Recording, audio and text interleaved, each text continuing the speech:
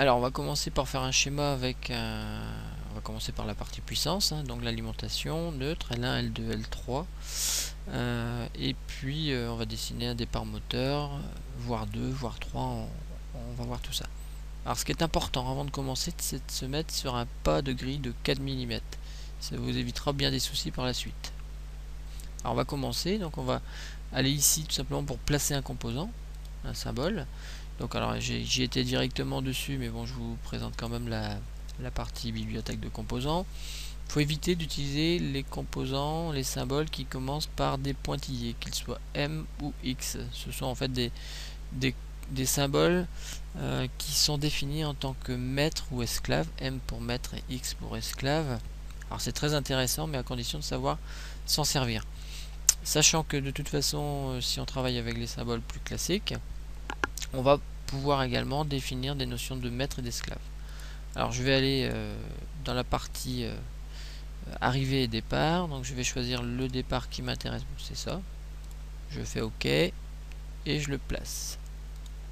Voilà, alors après je vais faire un petit zoom et on va le renommer, clic droit, hein, modifier. Ici, je vais l'appeler L3. OK, on va le copier. Hop, on va le déplacer comme ceci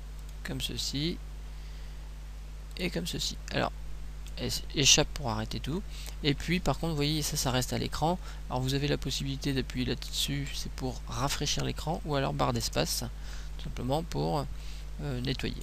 Clic droit, modifier, L2 et ainsi de suite. Voilà, c'est fait. Hop, un petit zoom arrière comme ceci, c'est très bien. On va maintenant positionner des conducteurs. Alors, on va zoomer arrière encore un peu. Voilà. Je vais faire ceci. Alors, n'allez pas trop loin, vous aurez besoin de place pour mettre des renvois de folio. Voilà. Alors, pareil ici.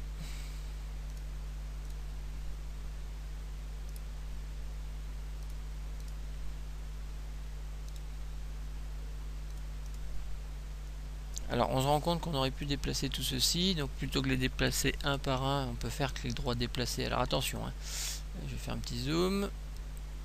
Quand vous choisissez l'outil clic droit déplacer ou modifier, attention à ce qui s'affiche. Je recommence, donc ici j'ai fait un clic droit déplacer un objet. Si je vais là-dessus, je m'apprête à déplacer en fait l'extrémité du fil noir. Si je fais ça, je m'apprête à déplacer le fil. Voilà, ici l'extrémité du fil. Voilà. Si je fais ça, dès que j'ai le symbole d'une diode, c'est tout le composant en fait qui se déplace. Alors, comme il y a une borne rouge de prévu, le fil est accroché, hein, sur la borne. Et si je fais ça, par contre, j'ai le symbole d'une diode avec un T dessus. Je m'apprête simplement à déplacer le repère du symbole. Donc là, il faut être vigilant à ce qu'on fait. Alors je pourrais effectivement faire donc un clic droit déplacer. Hop, je recommence, tac, et faire ceci, dire voilà, je peux très bien gagner de la place en venant jusque là, mais je suis obligé de le faire à chaque fois pour tous. Alors le plus simple, c'est de faire ceci, déplacer un bloc. Ici vous avez tous les outils de bloc. Déplacer un bloc, je le sélectionne, hop, voilà, et c'est terminé. Barre d'espace pour nettoyer ou rafraîchir ici l'écran. Alors après, effectivement, certains diront c'est dommage, le fil ici c'est de la puissance, c'est peut-être un peu fin. Bon, on peut facilement grossir le fil. Donc clic droit, modifier un objet. J'étais déjà en sélection. Je vais sur l'objet à modifier. Vous voyez que mon curseur change de forme. Quand je m'approche du fil, j'ai bien un petit signe bleu, là, un petit trait bleu qui me dit que je suis prêt à modifier le fil. Je clique dessus. Et puis ici, vous avez la possibilité de changer, hein, le type de conducteur. Vous pouvez aussi le personnaliser. C'est-à-dire que vous le vouliez pas en 20 mais plus gros, donc en 40 par exemple, et non pas en noir mais allez en rouge par exemple. Hop. Voilà, ça y est, c'est passé. Alors ça devient un petit peu fastidieux s'il faut le faire pour tous. Alors ce qui est intéressant à faire en fait avant de commencer, c'est de faire outils options. et d'aller dans la partie conducteur et de définir tout simplement les dimensions et couleurs de vos conducteurs en fonction de ce que vous voulez faire. Donc neutre par exemple, commande, je vais le renommer, je le veux en 20, en noir, en bleu pardon, pas en pointillé, on va le mettre en continu. Le neutre puissance, on pourrait, neutre puissance, il est là, il est déjà fait, donc il est en 40 et bleu, c'est très bien. Ensuite la phase commande, moi j'aime bien avoir la phase commande en rouge 40, donc comme ça effectivement. Et puis la phase phase commande en 20. Hop. Et on va faire la phase puissance en rouge aussi, mais par contre en 40 en 40. Voilà. Le conducteur de terre par contre, ça c'est pas très heureux. Moi je le mets en général en vert, vert peut-être foncé, voilà. Et puis en pointillé long je crois de mémoire, et par contre on va pouvoir le mettre en 40 par exemple, parce qu'en général c'est sur la partie puissance qu'on aura besoin de la terre. Je fais OK. Voilà.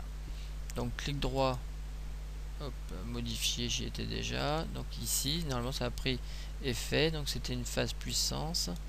Donc je la voulais... Ah, je la voulais pas en rouge, pardon, mais je la voulais en noir. Donc je recommence, outil option, conducteur, phase puissance, pas rouge mais noir. Ah, il ne prend pas.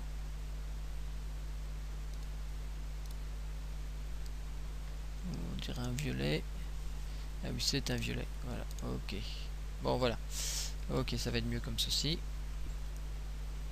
Voilà, je recommence. Donc ici maintenant, ma phase puissance est bien noire. J'ai plus qu'à cliquer pour chacun. Alors, on va voir après que ça va être plus simple, plus rapide. Hop, et ici c'est un neutre puissance, donc je le mets en bleu.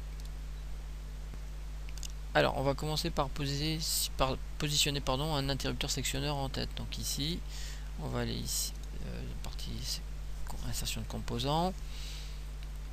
Alors vous avez la possibilité aussi de chercher d'ailleurs, hein. Sectionneur, chercher. Alors hop, on a dit on prend pas cela. Donc l'interrupteur sectionneur, j'ai besoin d'un tétrapolaire, c'est bien ça, c'est celui-là qu'il me faut, hein. Voilà, donc je vais prendre celui-ci, ok. Et je fais un clic droit à la souris pour le faire tourner. Voilà. Q1, bon, par exemple. En général, moi je l'appelle Q0 pour le premier. Voilà. Voilà, donc l'interrupteur sectionneur est posé. Alors maintenant, on peut éditer le composant comme on veut, hein.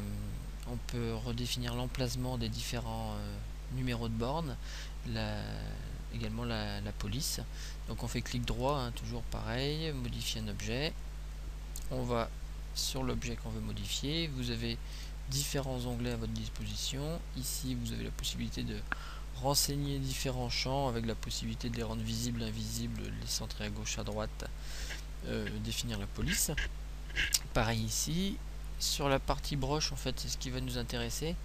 Alors on peut afficher le numéro, le nom des broches, mais là c'est pas intéressant. Ce qui nous intéresse, ce sont les numéros. Et puis on a la possibilité de forcer l'orientation des broches. Alors, on fait OK. Donc, voilà comment vont se positionner.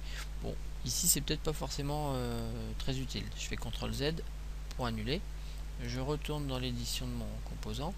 Par contre, je trouve que c'est écrit un petit peu gros à mon goût. Donc on est d'accord que c'est les numéros qui sont affichés. Je vais ici sur la partie numéro, police, donc on va définir un peu plus petit. On fait OK et on applique à l'ensemble du symbole.